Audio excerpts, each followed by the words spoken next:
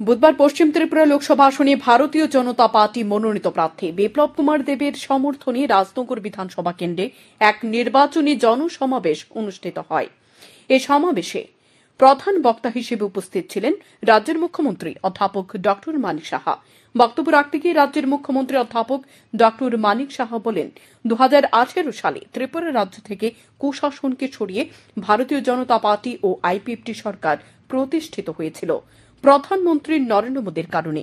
পরবর্তী সময় 2019 সালে ত্রিপুরা থেকে পূর্ব ও পশ্চিম আসনে ভারতীয় জনতা পার্টি মনোনীত প্রার্থীদের উপহার দেওয়া হয় প্রধানমন্ত্রী নরেন্দ্র মোদীকে। 2023 ত্রিপুরা বিধানসভা নির্বাচনের সময়ও ত্রিপুরায় অশুভ জোট গড়েছিল কংগ্রেস এবং সিপিআইএম, কিন্তু এই অশুভ জোটের বিরুদ্ধে রায় দিয়েছে জনতা।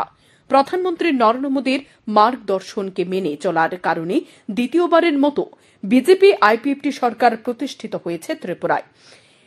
এমনটা সম্ভব হয়েছে প্রধানমন্ত্রী নরেন্দ্র মোদী এবং ডাবল ইঞ্জিনের উপর আস্থা থাকার কারণে। ভারতীয় জনতা পার্টির একমাত্র 365 দিন মানুষের সেবার জন্য কাজ করে থাকেন। এদিন এই নির্বাচনী সমাবেশে মুখ্যমন্ত্রী ছাড়াও উপস্থিত ছিলেন প্রাক্তন বিধায়ক শঙ্কর রায়, বর্তমান বিধায়িকা স্বপ্না মজুমদার প্রমুখ। 18 আগে 2017 মাত্র 4000 গ্রুপ ছিল, সেই জায়গায় এখন আমাদের এই গভর্নমেন্ট আসার পর 56,000 এএসএসজি গ্রুপ হয়েছে। এবং শুধু তাই নয়, এতে করে আমাদের প্রায় ত্রিপুরাতে 5 লাখের উপরে মহিলারা তার সাথে যুক্ত হয়েছে। বন্ধুগণ, এখন তো এগুলো বাদ দিন, বিভিন্ন আমাদের মহিলারা তো এইসব বানাচ্ছেন নিজেদের প্রোডাক্ট। কেউ কৃষির সাথে যুক্ত হয়েছেন, কেউ গোপালনের সাথে যুক্ত হয়েছেন, এসএসজি গ্রুপে বিভিন্ন প্রোডাক্ট বানাচ্ছেন। সেটা তো গেল, কিন্তু মাননীয় প্রধানমন্ত্রী তাতেও উনি ক্ষান্ত হননি। উনি বলছেন আমাদের লাখপতি দিদি বানাতে হবে। আপনারা সবাই শুনেছেন লাখপতি দিদির কথা।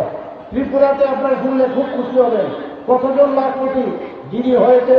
প্রায় 83,400 লাখপতি দিদি ত্রিপুরাতে হয়ে গেছে অলরেডি। এবং আপনারা এর জন্য আমি বলবো, এখানে যারা মা বোনেরা আছেন তাদের জন্য সবাই মিলে কাজটা বুঝবেন। শুধু তাই না, এখন ড্রোন দিদির কথা মাননীয় প্রধানমন্ত্রী ড্রোন দিদির কথা বলছেন। এবং আমি নিশ্চিত যে ড্রোনের মাধ্যমে আমাদের যারা বোনেরা আছেন, মেয়েরা আছেন কৃষি কাজে, ওনারা সেটাকে কাজে লাগাবেন। এদিকে বুধবার পশ্চিম ত্রিপুরা লোকসভা আসনে ভারতীয় জনতা পার্টি মনোনীত প্রার্থী বিপ্লব কুমার দেবের সমর্থনে এক নির্বাচনী জনসমাবেশ অনুষ্ঠিত হয় মাতাবাড়ি বিধানসভা কেন্দ্রে। বক্তব্য রাখতে গিয়ে প্রার্থী বিপ্লব কুমার দেব বলেন, 1994 সাল থেকে 2018 সালে ত্রিপুরা বিধানসভা নির্বাচনের আগে পর্যন্ত যখনই সিপিএম ক্ষমতায় আসত তখনই কংগ্রেসীদের ঘর জ্বলত, নৃশংসভাবে খুন করা হতো কংগ্রেস কর্মীদের। কিন্তু 2018 সালে ত্রিপুরায় ভারতীয় জনতা পার্টি আইপিএফটি সরকার প্রতিষ্ঠিত হওয়ার পর থেকে এখন পর্যন্ত একটিও রাজনৈতিক খুন হয়নি রাজ্যে। আর বর্তমানে কংগ্রেস সিপিআইএম এর নির্বাচনী প্রচার বেশ চাঙ্গা হয়ে উঠছে। একদিকে আশিস সাহা এবং এক পরিবারের সদস্য, অন্যদিকে জিতেন্দ্র চৌধুরী, আর মাঝখানে 4 বারের মুখ্যমন্ত্রী মানিক সরকার। একেবারেই কি সুন্দর ফ্রেম! আসলে মানিক সরকারকে ডুবিয়ে দিয়েছে জিতেন্দ্র চৌধুরী আর আশিস সাহার বন্ধুরা, কিন্তু এই ফ্রেম নিয়ে কোনো কাজ হবে না। বিজেপি, আইপিএফটি এবং তিপ্রামথা এখন এক ছাতার তলায় চলে এসেছে। রাজ্যের মানুষ এখন প্রস্তুত কংগ্রেস সিপিআইএমকে জবাব দেওয়ার জন্য। দিয়ে কুপিয়ে কুপিয়ে খুন করতে হয়, কিন্তু 2018 তে আমরা সরকার বানিয়েছি, 2023 বিধানসভা সরকার বানিয়েছি, কিন্তু ত্রিপুরাতে কোন কমিউনিস্টকে আমরা খুন করিনি। মেরে মিত্র মানিক বাবু, আপনারা স্বৈরাচারী ছিলেন, আপনারা সংবিধান বিরোধী ছিলেন, আপনারা বিদেশি মন সম্পন্ন ব্যক্তিত্ব ছিলেন।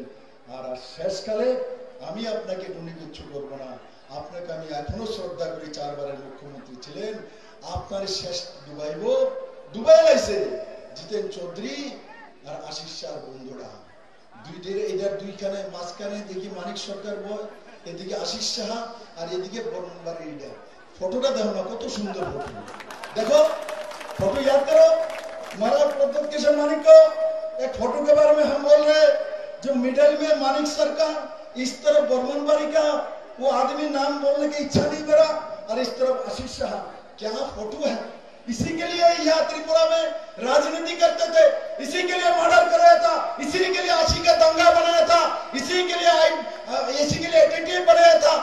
के लिए एनएलएफटी बनाया था, इसी के लिए रेप करा था, इसी के लिए उजान मदन बनाया था, इसी के लिए काकोली दोस्त को रेप करवाया था? जवाब है उनका। এদিনে নির্বাচনী জনসমাবেশে বক্তব্য রাখতে গিয়ে মহারাজা প্রদ্যুৎ কিশোর দেববর্মন বলেন, 25টি বছর সিপিআইএম গরিব বানিয়ে রেখেছে তিপ্রাসাদের। তিপ্রাসাদের জন্য স্কুল বানিয়ে দিয়েছে ঠিকই, কিন্তু সে স্কুলে ছিল না কোনো শিক্ষক শিক্ষিকা, করা হয়েছিল হাসপাতালও, কিন্তু ছিল না কোনো চিকিৎসক, নার্স কিংবা ওষুধ দেওয়ার প্রক্রিয়া। এ কারণে একটাই এই তিপ্রাসা সিপিআইএম কে ভোট দেয়নি। जिस सीपीएम पार्टी ने हमको 25 साल तक वंचित किया,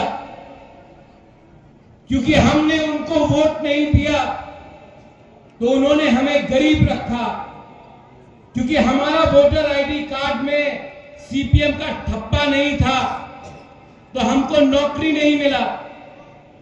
हमें शिक्षा के नाम में स्कूल बनाकर दिया लेकिन टीचर नहीं दिया, अस्पताल बनाया लेकिन उस अस्पताल में ना बिथी था, ना दवाई था, ना डॉक्टर था। जिस सीपीएम ने हमें गरीब रखा, जिस सीपीएम ने हमें मारा पीटा, किसके लिए? क्योंकि हम वोट उस समय कांग्रेस को और आईएनपीटी या टीयूजीएस को करते थे। এদিন প্রার্থী বিপ্লব কুমার দেবের সমর্থনে দুটি সমাবেশে সাধারণ মানুষের উপস্থিতি ছিল লক্ষণীয়। Bureau report, Shantan TV.